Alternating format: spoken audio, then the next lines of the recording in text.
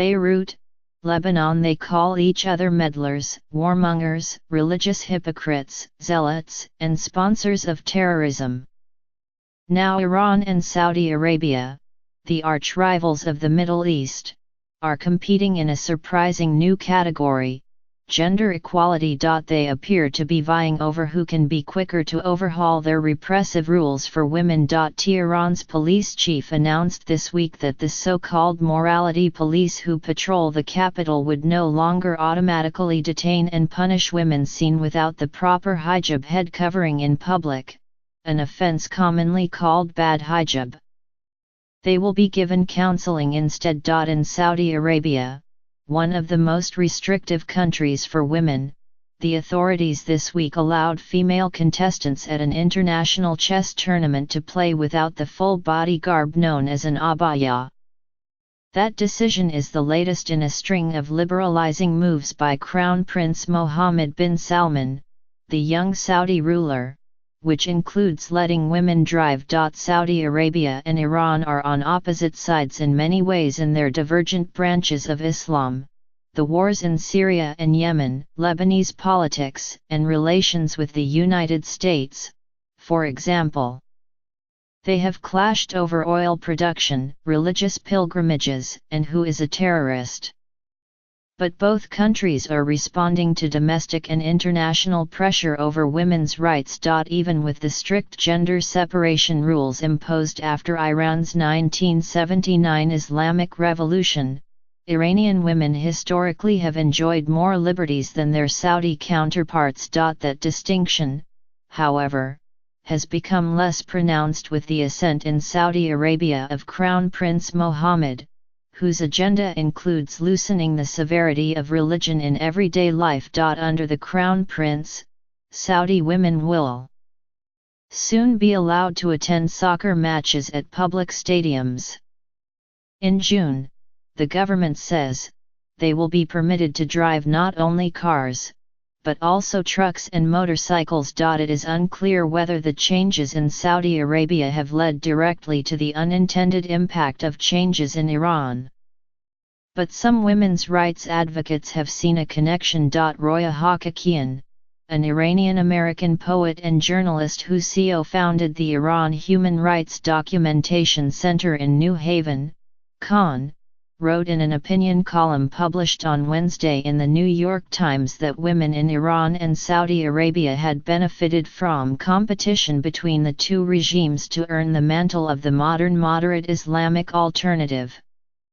She quoted Maryam Memar Sadeghi, a co-founder of Tevana, a civil education website about Iran, who now lives in the United States, as saying that she was not only happy for Saudi women, but thrilled that the Iranian regime's false moral superiority is punctured, that the Iranian regime's laws and actions against women's rights are made to look backward even by a country long seen as the region's most backward.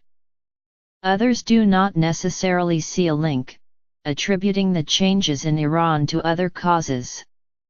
They say Iran's young population has proved far more resistant to the government's societal restraints compared with their parents. The relaxed enforcement of a women's dress code in Iran may be partly rooted in the impracticality of prosecuting, fining, and imprisoning violators. Arresting the women and trials in court proved to be too time-consuming, said Nader Karimi Joni, an Iranian journalist in Tehran. The law has not changed, he said, but now, cash fines and lashes are at times substituted by educational classes. Others pointed out that Iran still requires women to wear head coverings in public. Shahrzad Rezaghi, a 24-year-old Tehran artist arrested in 2012 for not wearing her hijab properly, said the new enforcement policy doesn't mean I can go on the streets without a hijab.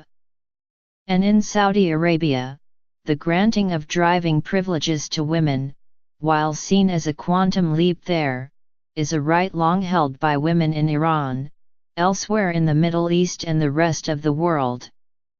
What women are permitted to wear outside, another issue in Saudi Arabia, is hardly a question in many countries. I am sorry to say, we are in 2017 and we are still talking about wearing and not wearing, said Saad Abu Dayyeh, a Palestinian who is the Middle East and North Africa consultant for Equality Now, a global women's advocacy group. Still, she said, we're hoping that what is going on in Saudi Arabia will be continuing.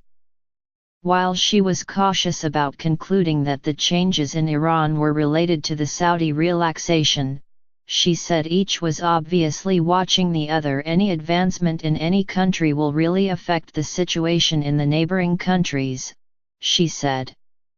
It will have perhaps an indirect effect on Iran to advance women's rights, because they don't want to be seen as an oppressive government to women's rights, especially in front of the international community. Muna Abu Sulaiman, one of Saudi Arabia's first female television hosts, said she saw the relaxations on women in the country as part of a broader desire by Saudis to embrace a more modern life.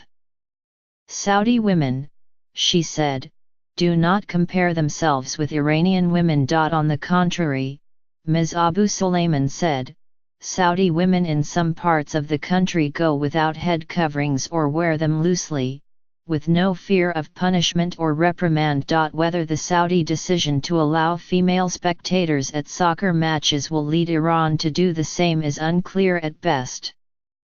But shortly after the Saudi relaxation was announced in late October, Iran said it would allow female weightlifters to compete in international competitions abroad for the first time. Farideh Faraei, an Iranian scholar and professor of political science at the University of Hawaii, said she did not expect the female spectator issue to emerge in Iran again until the country hosts a major soccer match. Some Iranian women have risked arrest and imprisonment by defying attendance bans at such events. Bottom-up women's agitation to see the games in person has been a long-standing one, and the resistance to it by religious authorities has also been long-standing, Ms. Farideh said in an email. The issue is unlikely be resolved through the presumed competition with Saudi Arabia, she said. Gradual and awkward adjustments to self-inflicted social and cultural controversies is more like the Islamic Republic's style.